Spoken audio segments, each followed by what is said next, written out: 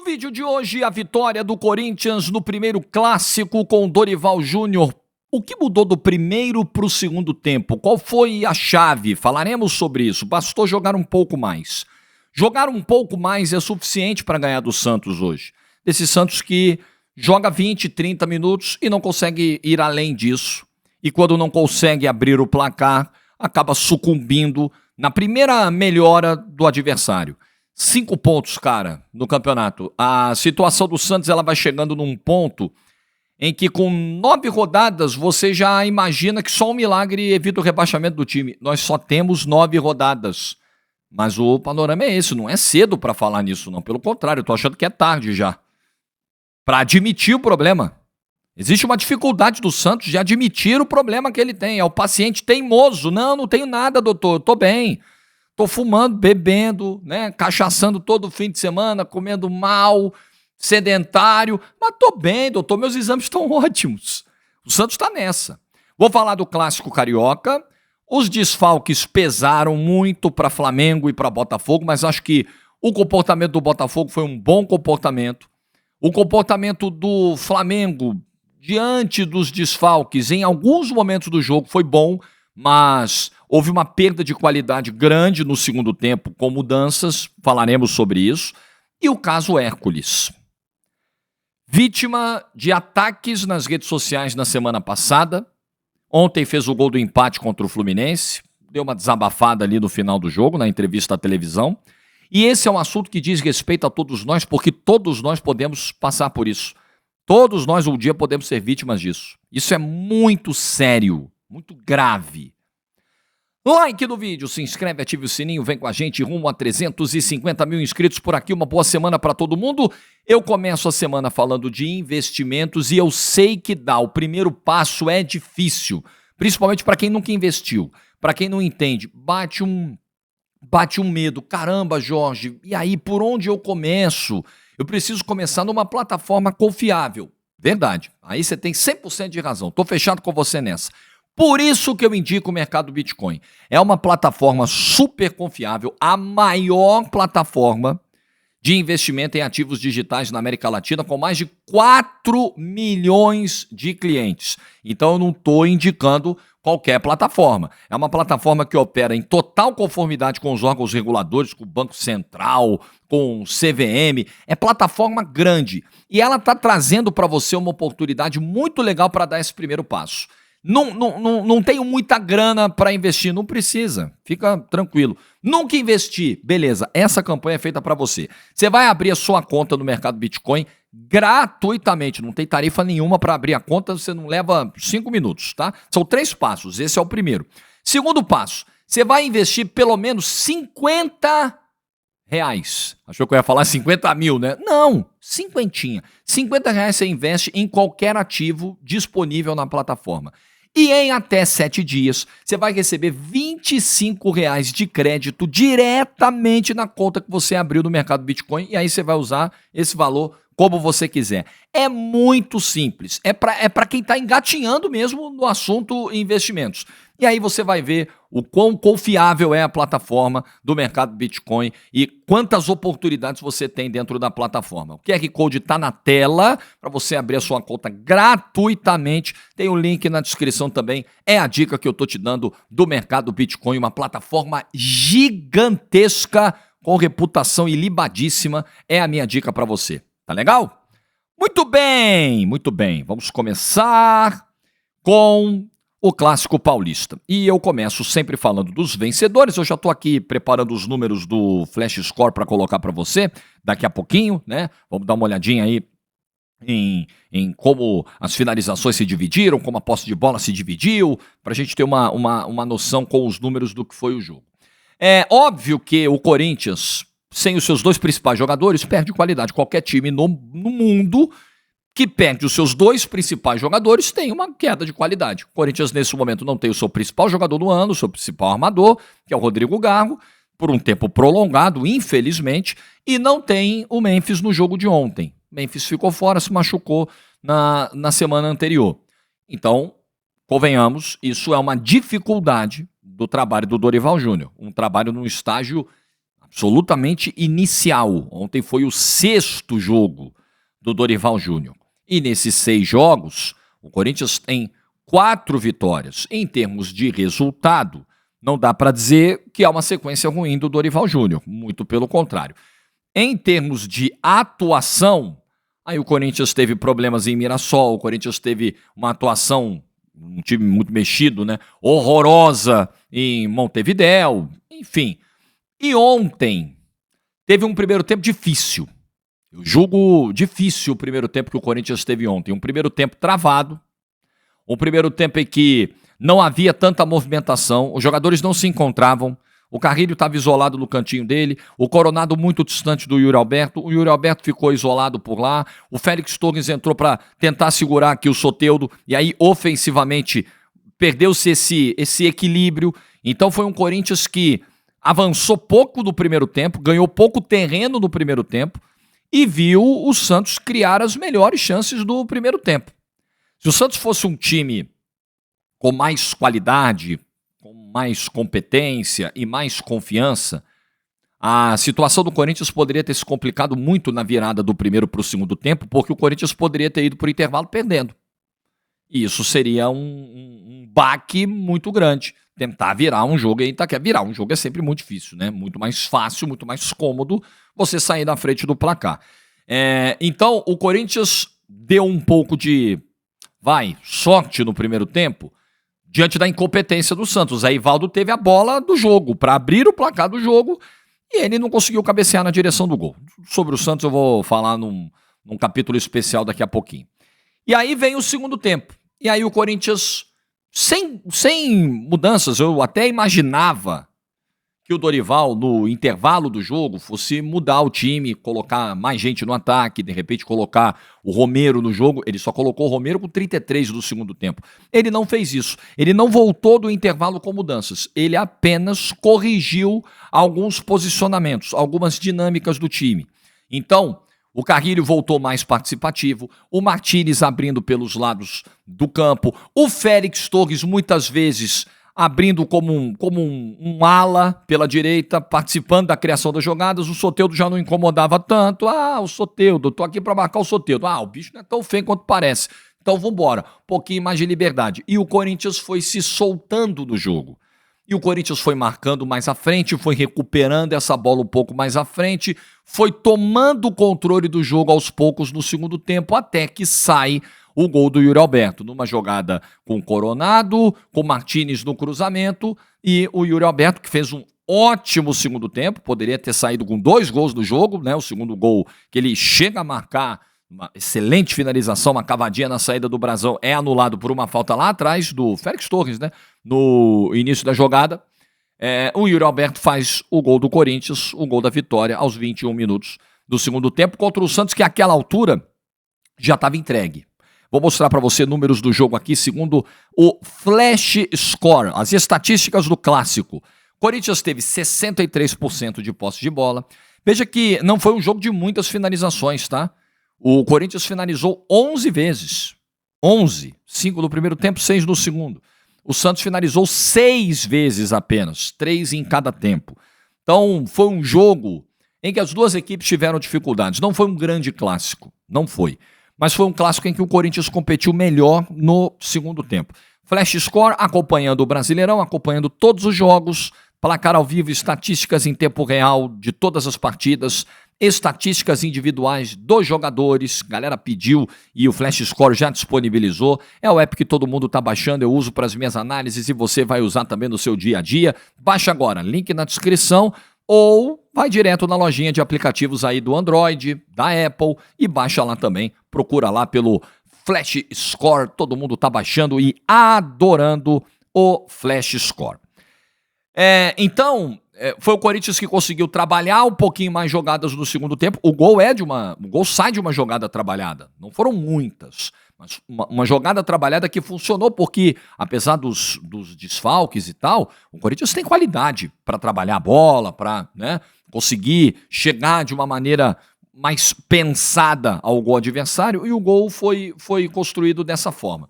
Então, os encaixes, os ajustes que o Dorival conseguiu fazer no intervalo foram fundamentais para o crescimento do Corinthians no segundo tempo. Verdade que, do outro lado, enfim, tem uma queda física também do Santos que é brutal. Mas foi um Corinthians que no segundo tempo, a chave foi essa, né? O Corinthians conseguiu jogar. Não muito, não precisou jogar muito, mas não era aquele time travado do primeiro tempo. Um Corinthians que, um pouco mais leve em campo, pegou um time desajustado, pegou um time todo zuretado e se impôs dentro de casa. Venceu por 1-0, poderia ter vencido por 2-0. Brilhante não foi, mas precisamos observar algumas coisas que já foram ditas no início do vídeo. Vou reforçá-las. É início do trabalho do Dorival, foi apenas o 6º jogo, ele está sem jogadores importantes no momento, então o trabalho ele está ali começando, ele está mapeando o grupo, ele está entendendo melhor as possibilidades que ele tem para trabalhar, ele está entendendo melhor as possibilidades de encaixe que ele tem para fazer, né? 5 homens do meio-campo ontem, por exemplo. Então, é um estágio inicial. Tem muita coisa para fazer ainda, claro. Tem muita coisa para fazer ainda. Mas era o primeiro clássico com o Dorival. Então, você ganha um clássico, você tem um aumento de confiança para o que vem pela frente. O Corinthians tem o jogo da volta com o Novo Horizontino no meio da semana, né? Já trouxe a vitória lá de Novo Horizonte. Depois ele tem até a pausa pro Mundial o Atlético Mineiro fora de casa. O Atlético que ontem empatou o clássico contra o Cruzeiro e, pelo que eu vi, foi inferior ao Cruzeiro durante os 90 minutos do jogo. Foi superado pelo Cruzeiro, né, na qualidade do jogo apresentado, não no placar. E esse Atlético Mineiro foi o time que conseguiu a façanha de perder para o Santos nessas 9 primeiras rodadas do campeonato. Importante lembrar, né? Foi o Atlético Mineiro responsável por isso. Depois o Huracan, né, na Sul-Americana fora de casa, um jogo muito difícil, muito difícil. O Corinthians perdeu para o Huracan na estreia da competição dentro de Itaquera. Depois ele tem o Vitória em casa e o Grêmio fora. 2 times que hoje brigam contra o rebaixamento. Os próximos 3 jogos de Campeonato Brasileiro para o Corinthians, apesar de 2 deles serem fora de Itaquera, mas são jogos acessíveis para o Corinthians. São jogos para o Corinthians pensar em pontos, em todos esses jogos, dos 3 jogos. Tanto o Atlético quanto o Vitória contra o Grêmio. Pensar em pontuar nos 3. É possível. É possível. Mas não pode fazer o primeiro tempo também que fez ontem. O primeiro tempo tão travado, de poucas ideias e de pouca aproximação entre os jogadores, como fez ontem. Primeira chance, de fato, do Corinthians no jogo, no primeiro tempo, foi aquela do Coronado batendo falta. Foi um lance de bola parada que o Brasão foi buscar. 39 do primeiro tempo. A essa altura, o Santos já tinha criado 2 chances claras de abrir o placar. Então, se o Corinthians repete um primeiro tempo como o de ontem, contra uma equipe mais qualificada, ele pode ter problemas. Mas é compreensível, o Corinthians precisou fazer uma mudança de rota no meio do campeonato. É compreensível que ele tenha ainda algumas dificuldades, como teve ontem no primeiro tempo. Mas venceu o jogo. E não dá para dizer que foi uma vitória na cagada, uma vitória por acaso, uma vitória fortuita. Não, foi uma vitória de um time que melhorou no segundo tempo, que conseguiu se impor no segundo tempo, que tem um Yuri Alberto decidindo jogos, não foi o primeiro, não foi o segundo, não foi o terceiro, não foi o 4º jogo que ele decidiu no ano, tem um cara que decide jogos e outros jogadores que tecnicamente podem contribuir muito. Vou falar do Santos, que tem apenas 5 pontos em 27 disputados no Campeonato Brasileiro. Veja, 5 de 27. Se passaram 9 rodadas no campeonato e o Santos tem apenas 1 vitória no campeonato. Se passaram 9 rodadas no campeonato e o Santos já tem 6 derrotas. O Santos perdeu 2/3 dos jogos que disputou no campeonato. 6 derrotas no campeonato.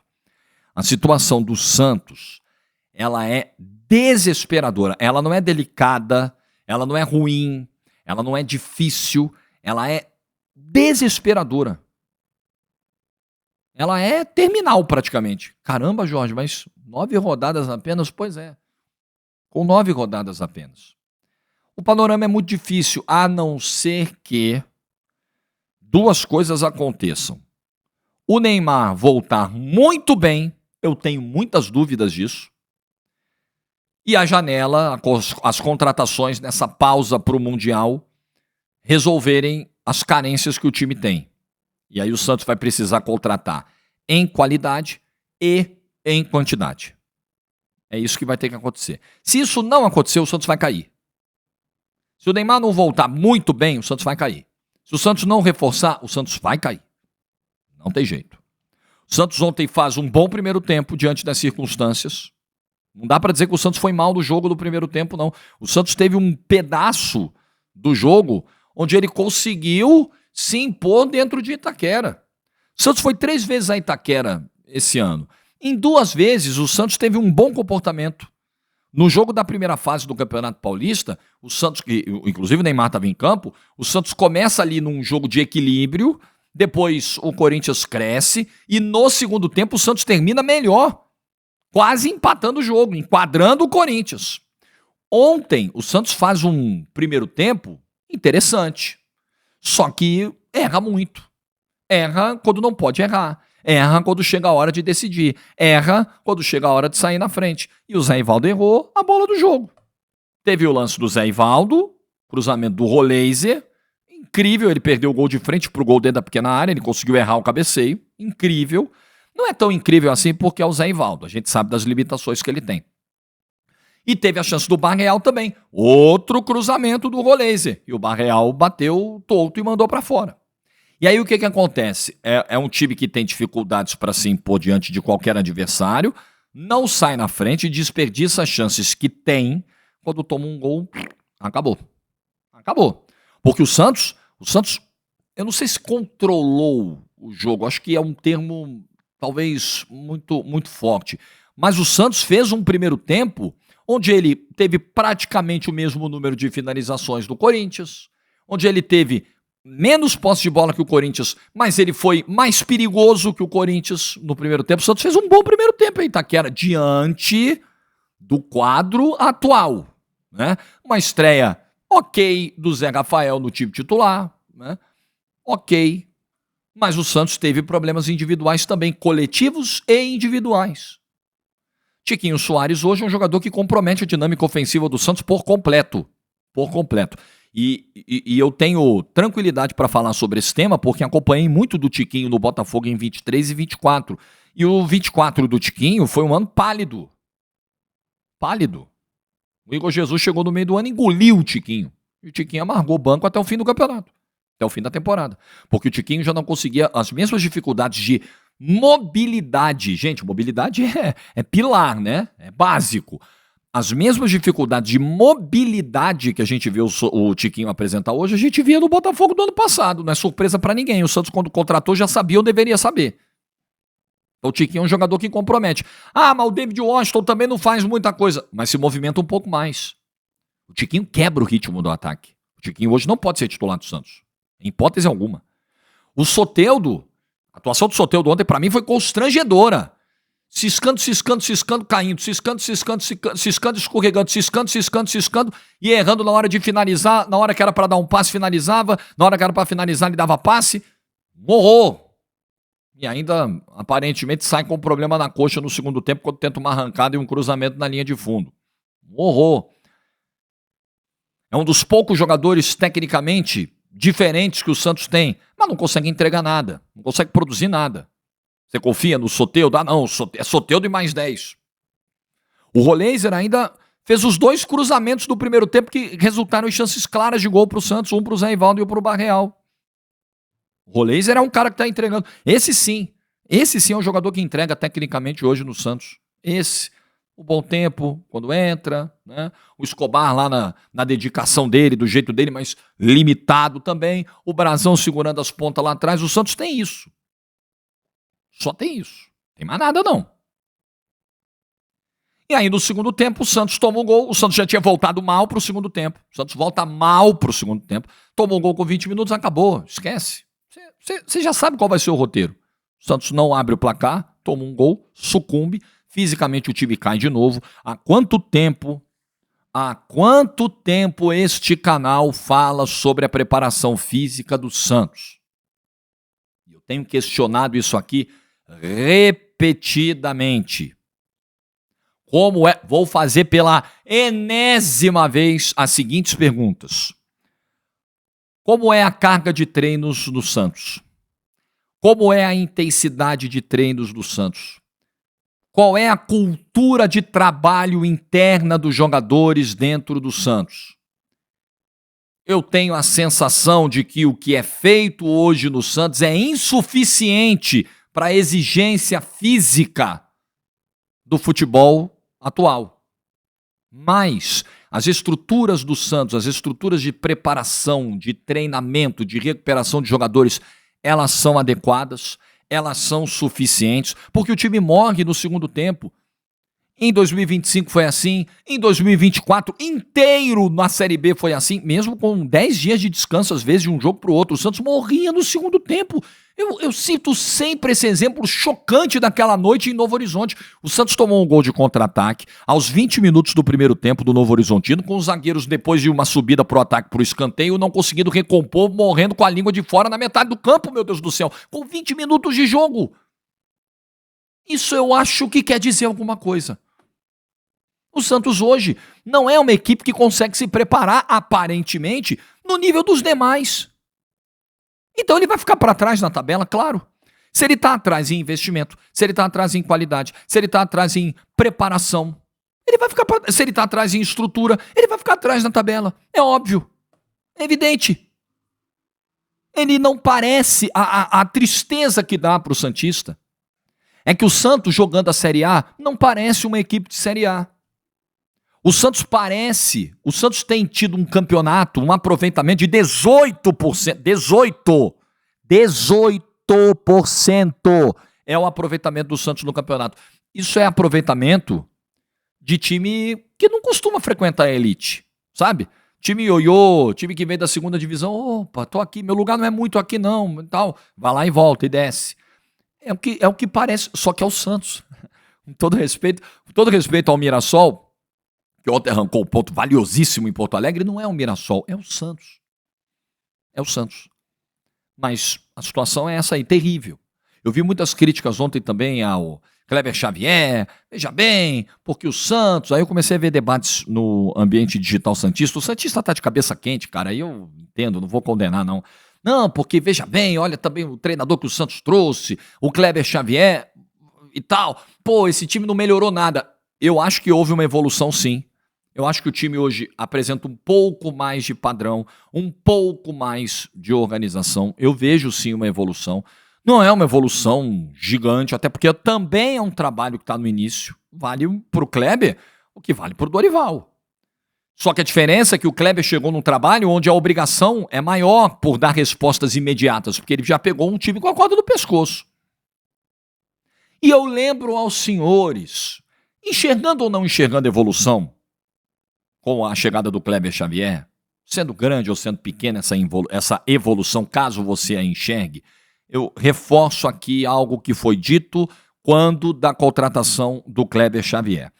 Isso não é desmerecer o Kleber, pelo contrário, é um cara que está aí, é um cara que tem história no futebol, é um cara que fez parte de uma comissão técnica que trabalhou em 2 Copas do Mundo, isso não é pouca coisa, é um cara que foi 24 anos auxiliar do Tite, tem vivência do futebol, tem conhecimento de futebol, tem o teórico, mas nunca foi técnico.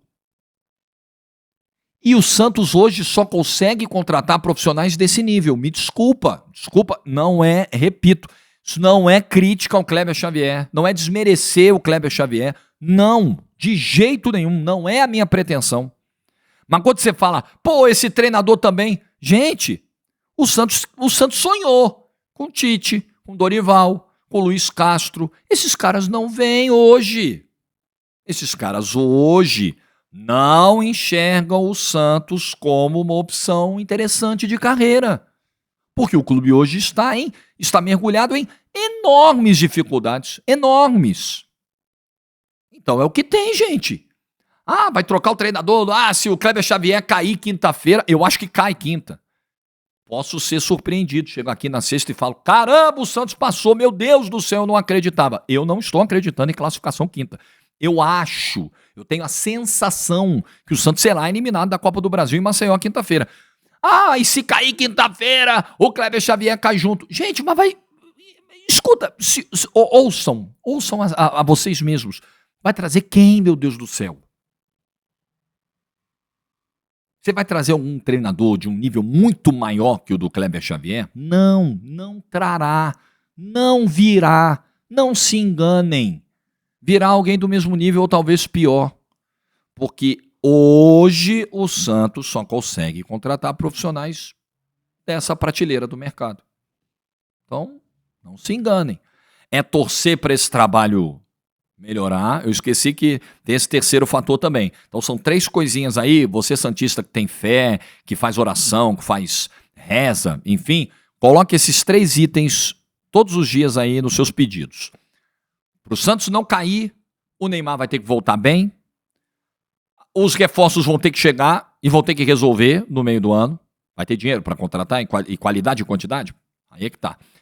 E o trabalho do Kleber Xavier, faltou isso. O trabalho do Kleber Xavier é engrenar, encaixar de alguma maneira. Eu vejo uma pequena evolução do time, sim. Ainda insuficiente para mudar o quadro atual. Mas vejo. Vamos ver se vai ser suficiente para mudar o quadro atual e para fazer o Santos pontuar mais no campeonato. O Santos tem 5 pontos conquistados no campeonato. A minha sensação hoje, eu posso estar enganado. Eu erro e acerto aqui no canal, gente. Faz parte, eu não tenho nenhum problema em admitir quando erro. Eu disse aqui, o Ancelotti nunca vai aceitar trabalhar com um cara como o Edinaldo. Pois é, ele aceitou, cara. Também aceitou com 5 milhões de reais de salário, com um jatinho para ir para a Europa a hora que quiser, com mansão no Rio de Janeiro, carro blindado, etc. Beleza, assim eu também aceitaria. Mas ele aceitou. Ah, nessa aí eu errei. Verdade, pode acontecer. Mas assim, eu acho que hoje, Santos... Hoje é dia 19 de maio. Hoje, dia 19 de maio, Santos e Sport estão rebaixados. É a minha sensação, tá? Neste momento, Santos e Sport estão rebaixados. Agora, posso errar. Posso chegar lá na frente e falar, não, Jorge, não foi isso não. Olha aí, ó. O Santos reagiu. Opa, ficarei muito surpreso se isso acontecer. Na edição aqui eu percebi que faltou falar sobre a expulsão do Escobar. Então gravei um trechinho aqui para juntar na edição. Tô até com um outro microfone aqui. Que palhaçada que fez o Klaus, né? O Escobar tem um lateral para cobrar. O Martínez passa por ele, derruba o Escobar. O Escobar não fez nada até então. Foi derrubado pelo Martínez. Aí o Martínez tá indo pro campo dele, batendo boca, tentando bater boca. O Escobar tá na dele. E o Martínez lá falando, esbravejando, botando pilha, admitido pelo próprio Martínez isso depois do jogo. Eu sabia que ele estava com o cartão amarelo, fui lá, botei a pilha, ele caiu. O Klaus chega não, vou resolver o negócio. Não tinha nada que resolver, o Martínez já estava se afastando. O Escobar já ia cobrar o lateral, a vida ia seguir. Mas ele tem que mostrar a autoridade dele. Aí ele tem que chamar os dois. Aí no que ele chama os dois, o Martínez vem inflamado e o Escobar tá quieto. E o Martínez inflamado. Aí ele tem que mostrar a autoridade dele. Peraí, eu sou o árbitro, eu sou o Klaus. Amarelo pros dois. Provavelmente ele não lembrava que o Escobar já tinha um cartão amarelo. E aí, quando ele é lembrado disso, ele faz aquela cara... Você vê a cara de constrangido do Klaus na hora que ele vai puxar o cartão vermelho. Gente, esse é o nível da nossa arbitragem. Nossa arbitragem é um horror, nossa arbitragem é um pavor, nossa arbitragem no aspecto disciplinar peca demais. Ontem não precisava de cartão amarelo. Se fosse para dar para alguém, era para o Martínez, que ficou o tempo todo provocando. Mas não precisava nem para o Martínez, cara. O Martínez já tinha ido embora. O Martínez empurrou o Escobar para ver se gerava uma reação dele ali e provocava o vermelho. O Escobar não reagiu. Aí o Martínez continuou tentando na provocação e indo para trás. Aí o Martínez já tinha visto, não deu certo, ele não caiu na pilha. E o Klaus arrumou um motivo. Olha, inacreditável o nível da arbitragem do Brasil. Meu Deus do céu, que coisa tenebrosa. Isso faz mal à saúde. Eu não aguento mais falar da arbitragem do Brasil, cara. Que coisa horrorosa. Enfim, vamos seguir. Vou falar aqui também do Clássico Carioca. Os desfalques pesaram, tanto para Flamengo quanto para Botafogo. Acho que eles poderiam ter feito um clássico de maior qualidade se estivessem completos. O Flamengo não tinha o Gerson suspenso, não tinha o Arrascaeta poupado, o Pulgar ainda está no departamento médico, o Botafogo sem o Savarino, que foi o seu principal jogador na campanha do ano passado, na campanha do título brasileiro e do título da Libertadores da América também. Então, isso pesa, né? O Savarino estava fora, a dupla de zaga segue fora, a dupla de zaga titular, porém, Jair e David Ricardo têm respondido muito bem. O desfalque do Arthur também foi muito importante, justamente na semana em que o Arthur faz a melhor partida dele com a camisa do Botafogo, que é na vitória contra o Estudiantes na Libertadores da América. Então, os desfalques, eles tiraram um pouco a qualidade do Clássico. E o que a gente viu no Clássico foi um Flamengo, no primeiro tempo, conseguindo se impor em termos de controle, domínio territorial e posse, mas com a velha dificuldade de finalizações. É verdade que o Botafogo travou vários, né? Pelo menos 4 de 6 finalizações, se não me engano, do Flamengo no primeiro tempo, eu tinha visto esse número em algum lugar, foram travadas pela defesa do Botafogo. O Botafogo teve um bom comportamento defensivo, já imaginando o nível de pressão que o Flamengo iria exercer no primeiro tempo, que é o padrão. O que o Flamengo fez com o Botafogo ontem no primeiro tempo foi o que ele tentou fazer ontem. Foi o que ele fez, por exemplo, contra a LDU no meio de semana. Só que contra a LDU, você está falando de um adversário menos qualificado. O Botafogo é um bom time. O Botafogo conservou aí uma base que foi campeã brasileira e da Libertadores. Então, claramente, é um adversário de muito mais qualidade que a LDU. E o Flamengo não conseguiu um gol cedo, como ele conseguiu contra a LDU aos 9 minutos. Dessa vez o Flamengo não conseguiu. Então, à medida que o tempo vai passando, você não vai conseguindo abrir o placar, você não vai conseguindo transformar o teu domínio em gols, o teu adversário vai crescendo em confiança, vai equilibrando o jogo e tal. Então, o trabalho do Felipe Luiz, assim, ele é linear nesse sentido. O Flamengo sempre joga do mesmo jeito. Se a gente olhar o primeiro tempo do Flamengo, o segundo tempo descaracteriza muito, as mudanças pioram o time, né? O Juninho não entra bem, o Matheus não entra bem, o time piora. O time claramente tem uma queda de qualidade no segundo tempo. Mas o primeiro tempo do Flamengo é o padrãozinho, tá? É o Flamengo controlando o jogo, pressionando alto, recuperando a bola rápido, lá no campo do adversário, lá na frente. É o padrão, cara. Essa é a característica do Flamengo. O Flamengo do Felipe Luiz joga assim o tempo todo. O problema é que chega a hora de finalizar, nem sempre o Flamengo tem competência para fazer. Melhor chance do Flamengo no primeiro tempo é o chute do Luiz Araújo, se não me engano, né? Aquele que o John pega assim. É um erro do Jair. É um erro de saída de bola do Botafogo, um erro do Jair. Então, esse é um problema. Ontem os desfalques pesam, eles já foram citados aqui, mas esse é um problema. Até porque você não consegue manter essa intensidade em 2 tempos, em 60, 70 minutos do jogo. O Flamengo vai fazer isso em 30 minutos, 35 minutos, ele vai conseguir jogar, tá nessa rotação aí, depois vai cair. Não tem como, os jogadores não são máquinas, não tem perna para isso. E o adversário vai conseguir respirar um pouco e entrar no jogo. Então, quando isso acontecer, o Flamengo já tem que estar ganhando o jogo, né? Para que essa estratégia, esse modelo seja bem sucedido, a bola tem que entrar, amigo. Nesses 30, 35 minutos aí que o Flamengo vai estar lá martelando, a bola tem que entrar. Não tem jeito. Senão não vai dar certo. Senão você vai fazer o adversário crescer emocionalmente, psicologicamente no jogo, equilibrar o jogo, e aí ele vai te dar trabalho como o Botafogo deu no segundo tempo. Mas, de novo, né? Tivemos as questões de desfalques no Clássico que pioraram a qualidade do jogo e que foram sentidos esses desfalques pelo Flamengo, né? Ainda tem a questão física do Pedro. O Pedro jogou 60 minutos.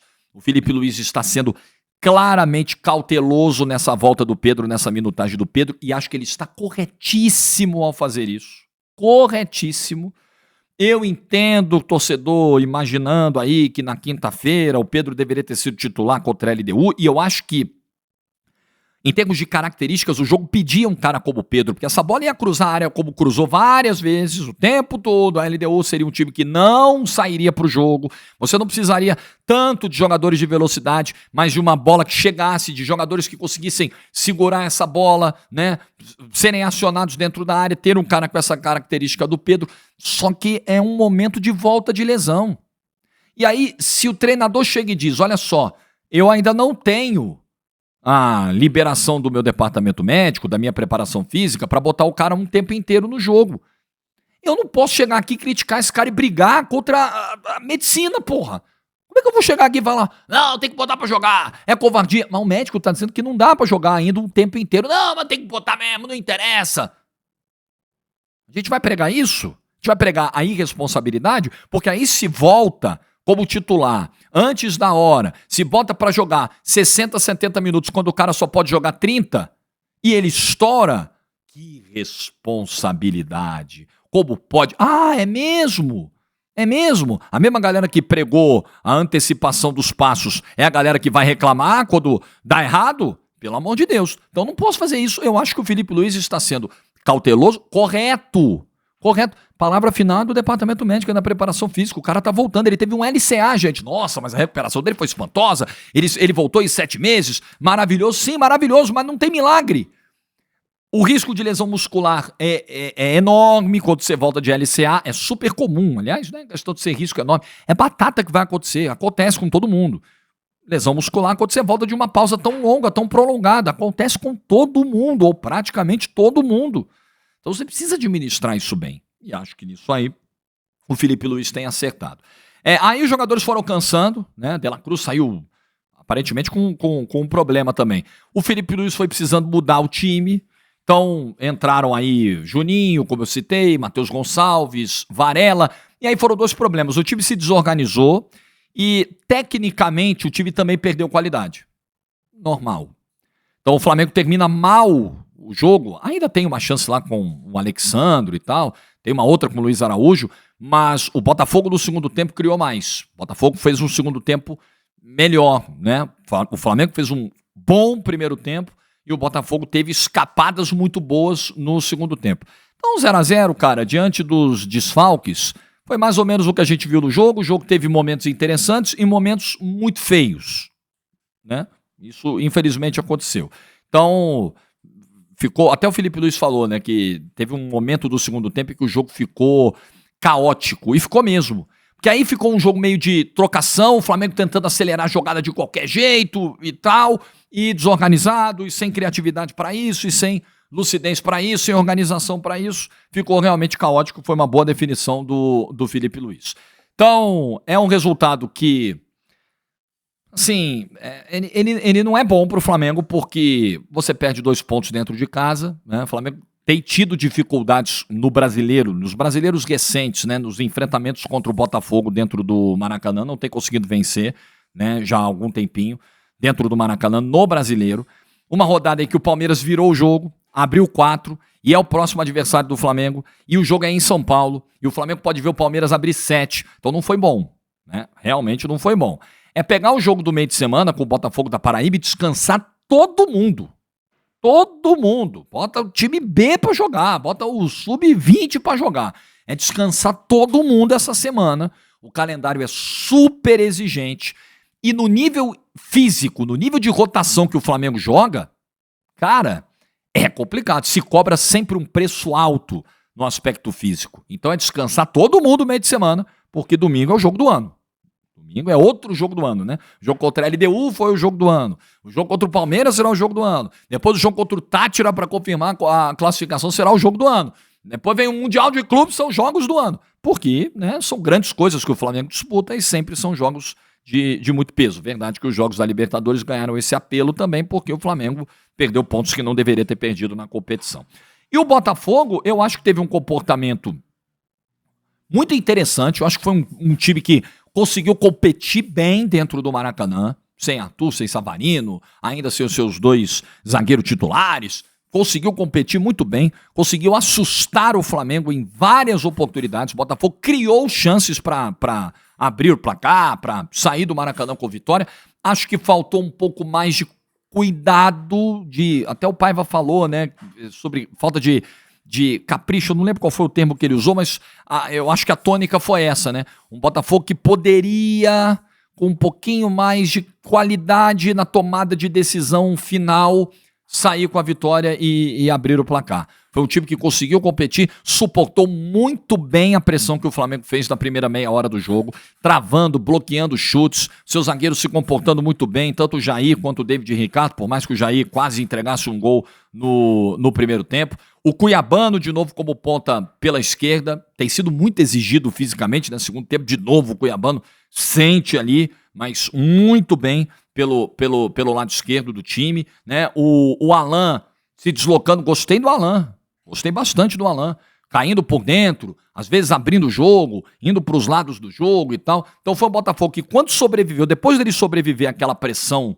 do Flamengo, ele começou a jogar, ele começou a entrar no jogo e foi começando a ter oportunidades. E no segundo tempo também teve oportunidades, especialmente aquela do Marlon Freitas, que se tivesse mirado um pouquinho mais a gavetinha, né, tirado do Rossi, talvez o Rossi não chegasse. Foi uma batida um pouco mais pro meio, o Rossi conseguiu chegar, mas ainda assim foi um chute muito bonito do Marlon Freitas, que continua sendo uma peça ofensiva muito importante para lançamentos, passes em profundidade, deixar os jogadores do Botafogo em condições de atacar as costas do adversário. Tem sido uma arma fundamental nesse tipo de jogada. Ontem acho que o Juan Cruz destoa do time. O Juan Cruz comete alguns erros, tanto no primeiro quanto no segundo tempo, que vão matando jogadas. Tem um contra-ataque no primeiro tempo, cara, o Igor Jesus saindo em condição e o Juan mata completamente a jogada do contra-ataque, né? Era um 3 contra 1, o Juan Cruz acaba errando. É um jogador com limitações, né? O scout do Botafogo foi lá, contratou, indicou, fez um gol no meio de semana contra o Estudiantes, num carrinho, né? Numa bola cruzada batida pelo Arthur, mas é um jogador que deveria... Acho que o Paiva segurou muito tempo em campo. Pelo amor de Deus, o Paiva já não deveria ter voltado do intervalo com o Juan Cruz no time, né? Esse é um problema. E aí, no segundo tempo, como eu já disse, teve a chance do Marlon Freitas e tal, o Botafogo melhora, o Juan Cruz demora para sair, enfim, mas teve chances de sair do Maracanã com a vitória. Então, se ontem... É difícil dizer qual time ficou mais perto da vitória, porque o Flamengo faz um primeiro tempo muito bom, um início de primeiro tempo muito bom.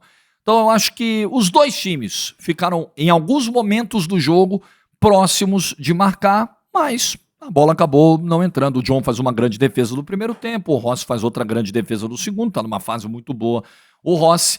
Então o que vai ficando para o Botafogo é uma sensação de melhora, que a gente não conseguia enxergar, não conseguia vislumbrar nos primeiros jogos do Paiva.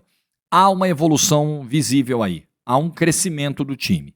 E esse time vai ter os desfalques retornando, as ausências de Savarino e Arthur são muito sentidas, esses caras vão voltar, vão dar qualidade, e vem janela de meio de ano. Geralmente, no meio do ano, o Botafogo se reforça muito bem.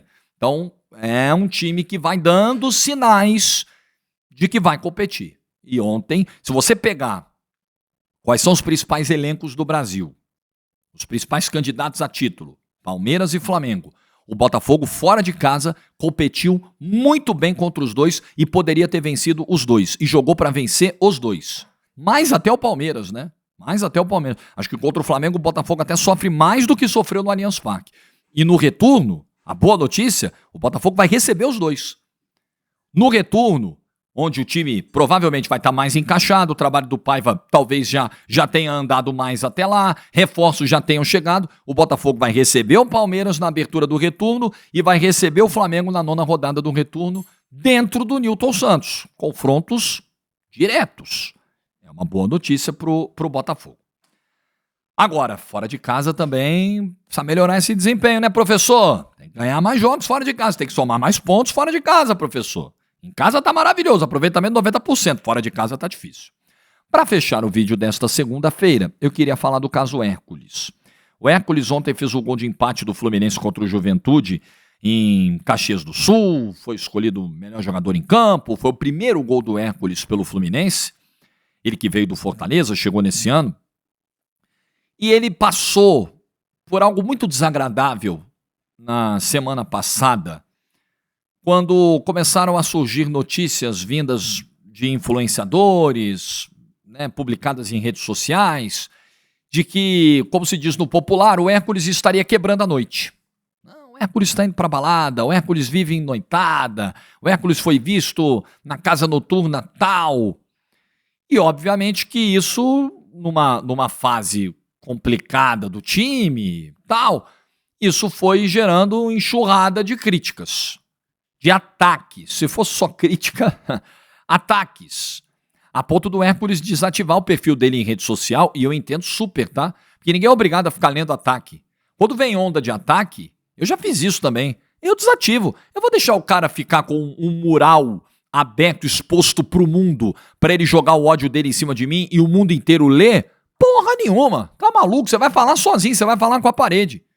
Eu não vou ler e muita gente também não vai ler, porque você não vai usar o meu espaço, a minha audiência, pra colocar o teu ódio ali e todo mundo vê a tua carinha ou o teu perfil fake. Não, você não vai fazer. Eu entendo perfeitamente o que fez o Hércules. Correto.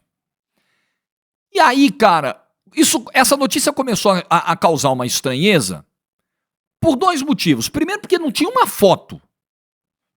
Não tinha uma foto, um vídeo. Porra, estamos na época dos celulares aí. Os caras tiram foto de qualquer coisa.